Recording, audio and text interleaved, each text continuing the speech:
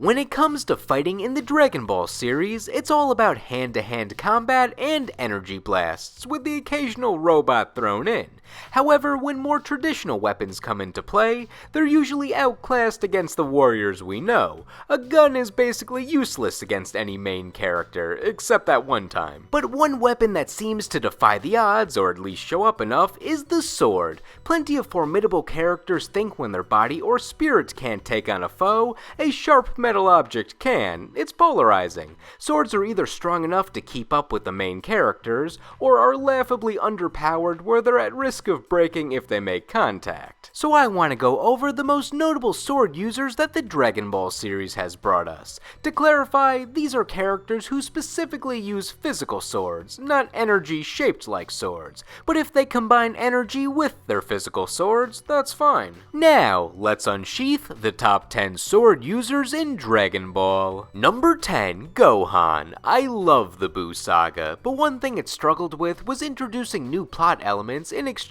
for abandoning other things it introduced. One of the biggest cases of that happening was the Z sword. After Gohan was beat down by Buu, Shin told him he needed to pursue the Z sword, a King Arthur-esque sword in the stone from the Kai's world that only the most skilled warriors could wield. If you can pull the sword out of the rock, then congratulations, you're that warrior. And you know what? It happens to be Gohan. My favorite part of him pulling the Z sword from the rock is how Kibito was just complaining the entire time that a mortal can't do it. Like, Gohan is grunting and focusing all his energy on pulling out this sword, and Kibito is just yelling over all the other noise as if Gohan is listening to him. I used to think Kibito was the coolest guy when I was a kid for some reason, and now I'm like, why are you here? Just to give Shin longer hair later? Anyway, Gohan pulls the sword out, and Kibito has to be like, well, fine, I was wrong, I guess. That being said, Gohan is so low on this list because he's only a sword user in practice, as in, he only practiced with the sword. He never used it in combat because the whole Z sword was just dropped for different plot elements. In one of his training sessions, Shin was like, hey, I have the hardest metal in the universe, why don't you try cutting through this? Surely a legendary sword can withstand whatever this is, and no, it could not. The sword breaks against the metal, and then we learn that old Kai was trapped in there the whole time, and he was the real reward, where he could unlock Gohan's hidden power again, leading to a plot device to make Gohan stronger, and thus, the Z-Sword became one of the most wasted potential items in Dragon Ball. Though, I will say, I do like the humor that comes with a legendary weapon just being broken by accident. It feels like in Dragon Ball when Master Roshi was going to gift Goku the Immortal Phoenix when Goku found his turtle, but we found out it died of food poisoning the previous week, or when Roshi threw out the Bancho fan because he used it as a pot holder and spilled wonton soup on it. Early Dragon Ball liked this kind of humor. The Z-Sword had all this build-up only to be broken in a random training session, though because we spent time with it, it still felt like a disappointment. I would have at least liked to see Buu get slashed by the sword and then be surprised that he can't reform or something like that. It's especially a shame because Gohan used a sword when training in the wilderness before the Saiyans arrived. Seems like that would have been super foreshadowing if he eventually used the Z-Sword. Kid Gohan's sword always kinda bothered me too, since he used it to cut off dinosaur tails and stuff, and then just dropped it right before the Saiyan fight. I get that it was just to defend himself in the wild and not for combat, but still, I could imagine him killing something like a Cyberman with it. Would have been neat. Number 9, Tao Pai Pai. The sword Tao used isn't particularly important to his character or the lore, but I like what it represents. Tao is an assassin who doesn't use any more energy than he needs to. Certainly not because of mercy, but rather for efficiency, and maybe to show off his strength a bit. If he knows he can kill you with his tongue, he'll go that route. He doesn't want to dip into any of his techniques beyond his physical strength, but if he has to against an opponent who won't go down easily, he will. His ace in the hole is usually his Dodonpa, or Dodon Ray, which is a sharp energy beam, and this is usually the end. No one is supposed to survive this attack, but if they do, Tao essentially has to resort to last-ditch effort tactics with more traditional lethal weapons. You know what that means, bring on the sword. Even though he's never been overpowered by an opponent before Goku to our knowledge, he comes prepared. The sword is stored in a capsule to surprise the opponent, and then he just starts slashing out of desperation. I mean, Goku has to dodge him him, and he's apparently swinging that sword hard, but this feels like a futile effort from the start. He can slash through a tree with it, so that's neat, but he cut through a cement pillar with his bare hands for his intro, so I guess it's not that impressive overall. The sword then breaks against Goku's power pole, or Nyoibo, and that's it for the sword. Tao eventually pulls out a bomb, showing how he's really in his last line of defense, which ultimately backfires and kills him, but he's fine later, he gets rebuilt. And while it's not a sword, when he returns as a cyborg, he has a hidden knife in his hand, which is kinda continuing the legacy of a sword. They're both bladed sharp objects. Like the sword, it didn't amount to anything. He just pulls it out on Tien in their tournament fight, where he's like, hee, now I have a blade, surprise, I slash you. And then Tien's like, okay, enough of that, go to sleep. I kind of feel bad that the cut that Tao's knife left on Tien was with him for the rest of the series, when it was ultimately just a cheap shot in one of his easiest fights. Though it could be symbolism as a literal scar from Tien's past, since he used to idolize Tao before Tien reformed as a good guy, and if that's the case, that's actually clever. Regardless of his relationship with Tien or Goku, Tao is 0 for 2 when it comes to bladed weapons. Number 8. Nikki and Ginger. The henchmen in the first 4 Dragon Ball Z movies all kinda blend together. They're generally alien demon creatures that had a few moves that made our heroes do cool things in response to attack them back, but Garlic Jr.'s minions from the first Dragon Ball Z movie, Dead Zone, aka Dragon Ball Z the movie, aka Dragon Ball Z Return My Gohan, stand out the most to me since the aesthetic of that movie was different from how Dragon Ball Z looked. It had this horror fantasy aesthetic with elements from Dragon Ball's whimsical nature. Goku even had his power pole. Garlic Jr.'s henchmen weren't anything special overall, they just did the bulk up power up thing, but 2 of them, Nikki and Ginger, had one intriguing power. They could pull swords out of their body. It seems like their bodies are basically just the sheath for the sword, and it doesn't hurt them to keep the swords lodged in their flesh, but being movie henchmen, their powers are not elaborated on. Just let them do things and enjoy. Their double team on Goku with their swords was effective for about a minute. We got some classic power pole versus sword action, and they actually make Goku have to dodge and block a bunch. They even cut off some of his hair that regenerates a scene later. Just some classic fight choreography with fluid animation. However, being movie henchmen also means they don't last long. While they actually keep Goku on his toes, they make one wrong move to get Kamehameha'd into each other, and that's it for the swordplay. But the presentation of them ripping the swords out of their body made them stand out as some classic expendable henchmen. Don't know which one I like better though. I like how Ginger pulled out 2 to flex on Nikki for just having 1, but I like how Nikki kept his sword in his leg. Feels like a more natural place to store a sword. Number 7. Yamcha. Yamcha's a character that people don't generally associate with a sword. They mostly just think of Wolfang Fist or Spirit Balls or dying, which is not a fair assessment. Other characters die just as much or more than him. This is a pro Yamcha zone. Have you ever heard how awesome his theme song is? But Yamcha's sword has always been ingrained in my head as something heavily connected to his early character design, so I've always thought of him as a prolific sword wielder because of that memory. Despite that, he only uses the sword for about 2 minutes in his debut appearance, got it knocked out of his hand, and then never used it again after that. Every other fight in Dragon Ball was all fist or ki for Yamcha,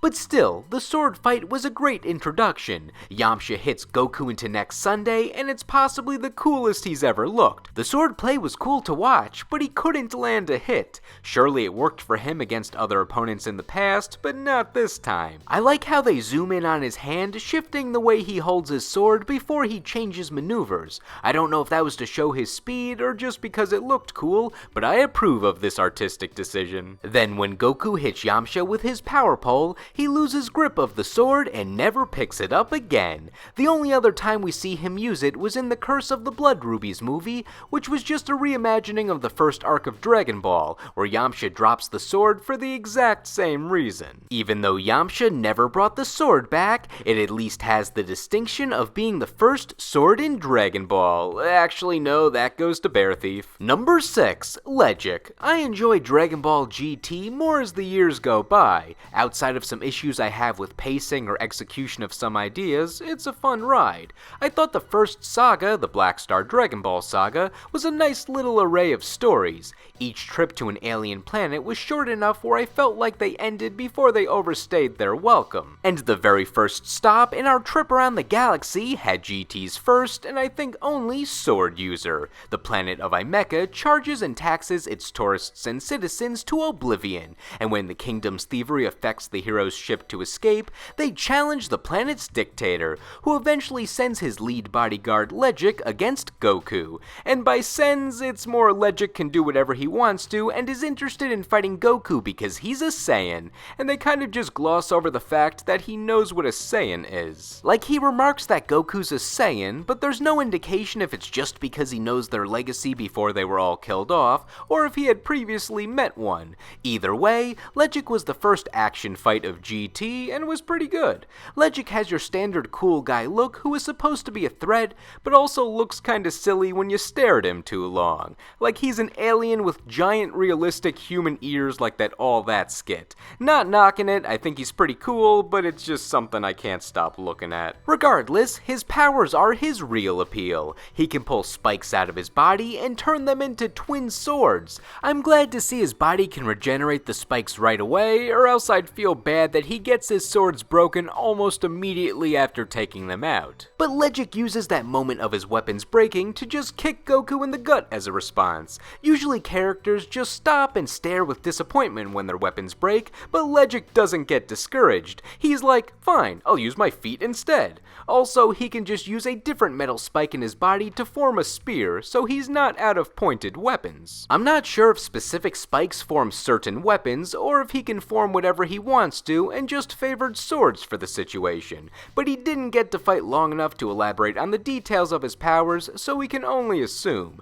The point is, he wielded swords for long enough to be considered for this list. Number 5, Tapion. Tapion doesn't actually fight with his sword in his only movie appearance in Wrath of the Dragon, aka Dragon Fist Explosion. If Goku won't do it, who will? Tapion is the focal point of the movie, having half of the Phantasm Demon Hirudegarn sealed away inside of him, with it being released by the film's antagonist Hoi, an evil wizard bent on destroying worlds. Tapion was sealed away in a music box to prevent Hirudegarn from being free ever again, which Hoi tricks the main cast into opening. The other half of Hirudegarn was sealed away in Tapion's brother after a priest on their home planet split the demon in half and used them as volunteers to help with the process. Hoi got the bottom half from Tapion's brother and eventually forces the rest of Hirudegarn out of Tapion, so now it's up to Tapion and the characters we know to seal the demon away again. And you know what Tapion uses to fight this demon? His sword! Actually no, he doesn't attack with it.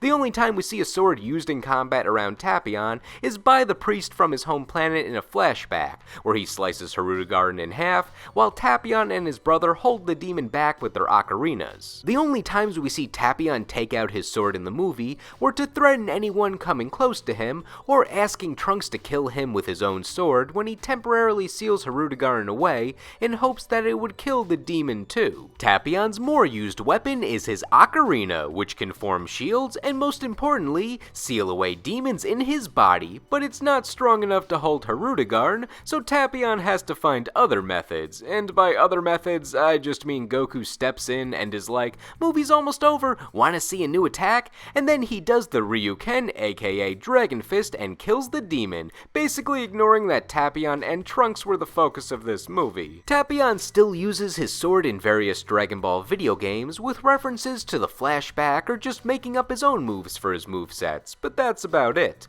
Though Tapion's real sword legacy was giving his sword to Trunks at the end of the movie to explain where future Trunks got his sword, who may be later on this list, don't worry about it. That being said, since Kid Trunks is in a different timeline than future Trunks, it still doesn't explain how his future counterpart got the sword, since this movie could not have happened with half the cast being dead in that timeline. Though I always assumed that this moment was implying that this event also happened in future Trunks' timeline, just with a different outcome, like Trunks defeats Hirudegarn with Burning Attack or something like that instead of Dragon Fist. Number 4, Deborah. Deborah is the perfect example of if you carry yourself the right way and look cool when you're not winning, you can get by in the Dragon Ball fandom. Deborah's sword prowess lasted about as long as Yamcha or Tao, but I don't know, he just seemed like a much more competent sword sword wielder despite getting it broken only a few minutes after he took it out. It just fits his design. He's a devil man with a goatee. You can't go wrong with that look.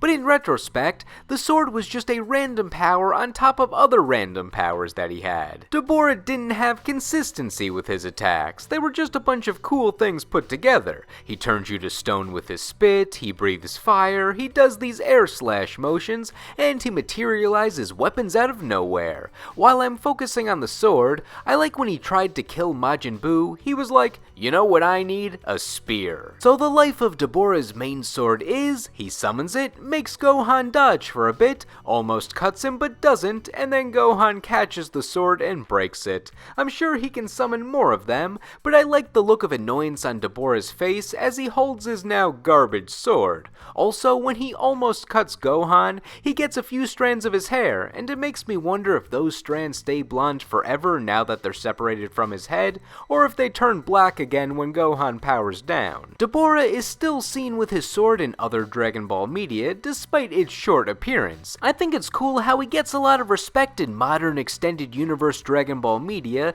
even though his main initial role was really just to show us the power of Buu by being his first strong victim. I mean, maybe his expanded backstory was always planned, but once Buu poked Dabura in the eyes, I was like, oh, they're making an example of him. Sword's not even gonna be able to save you there, buddy. Number 3, Janemba. What I like about Janemba is the writers just wanted to create a character with cool powers who puts up a strong fight and didn't even hide that he has no backstory, and it worked out.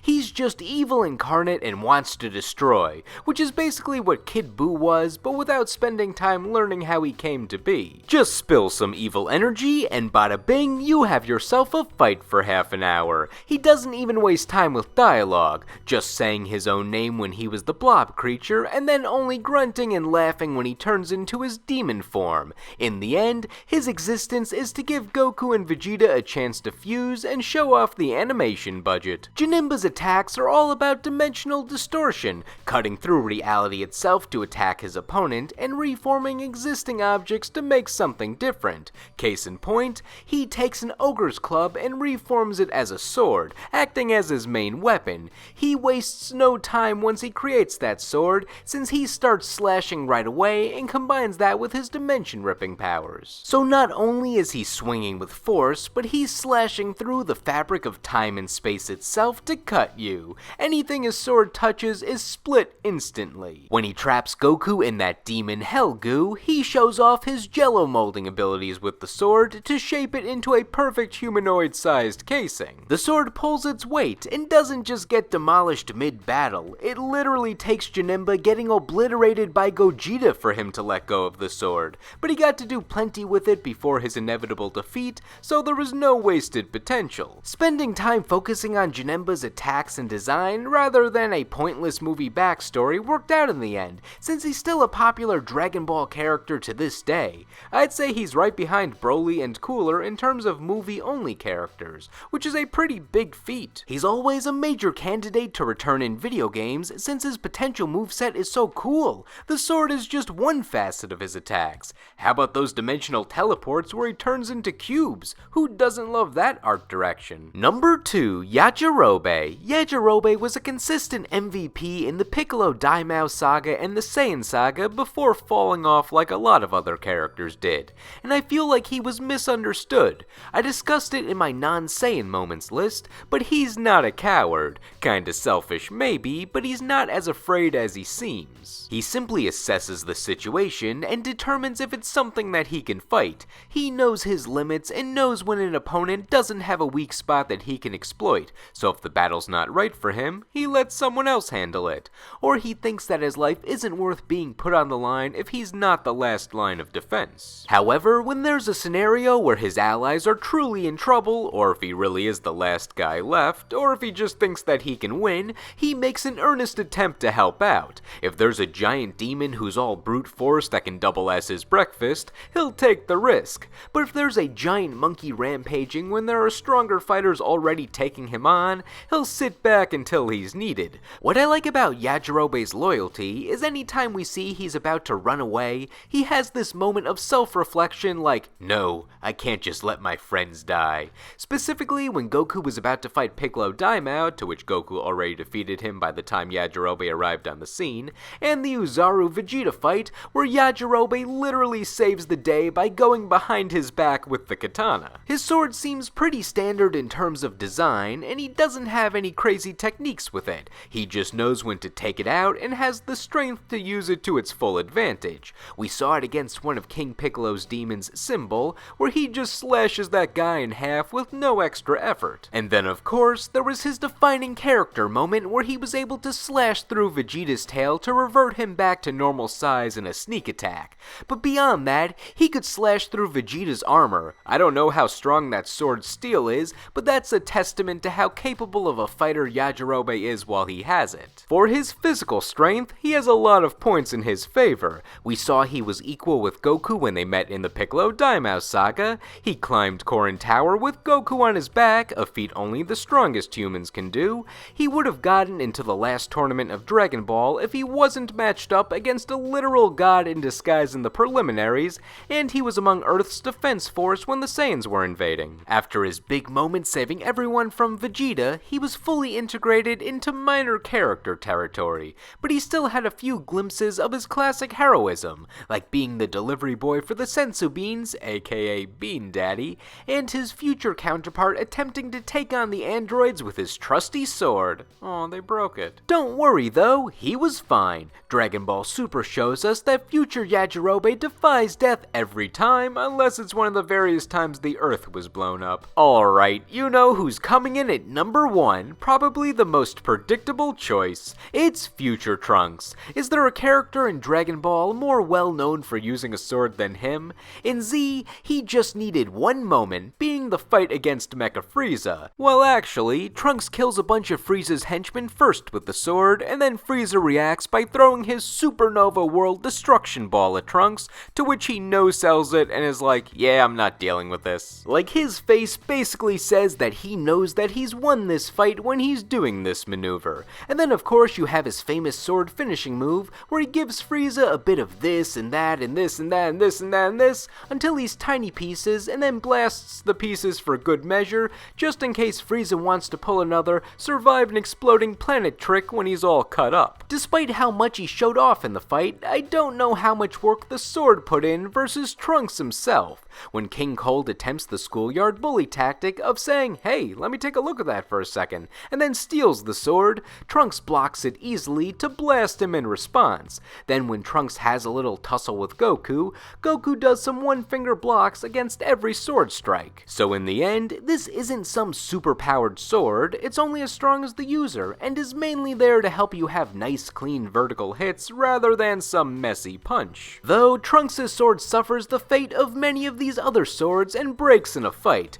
Android 18 just blocks it and it shatters. It's funny how this sword breaks like Deborah's or Tao's, but is much more respected than those swords because of that initial fight. The only other time we get to see this version of the sword used is in the Super Android 13 movie, where Trunks does a cool behind the back pose when he cuts Android 14 in half, but then the same result as the main series occurs, where the sword breaks against Android 13 to make sure Trunks never gets to keep his sword intact. Future Trunks' reputation as the sword guy followed him to Dragon Ball Super, where he got a new sword because we can't have a new full saga with Future Trunks where he doesn't have a sword.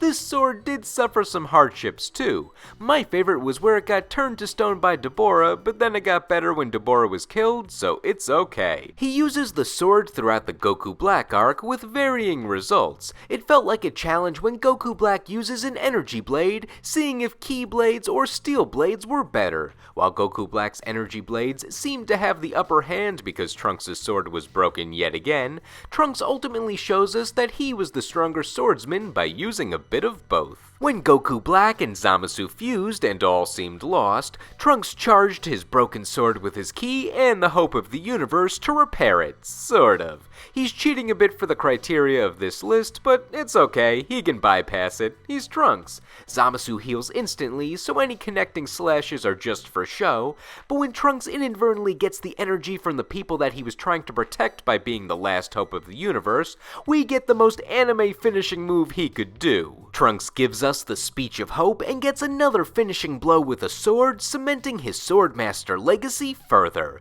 So for having the most wins per capita with his sword and just being a cool dude, future Trunks expectedly slashes his way to the top of this list. Now, what did you think? Are there any other Swordmasters in Dragon Ball whose weapons were not shattered as quickly that I forgot about? Who was wasted potential that I discussed? And who may have been cooler than you remember? Let me know in the comments. Anyway, thank you all for watching, and I will see you in the next video.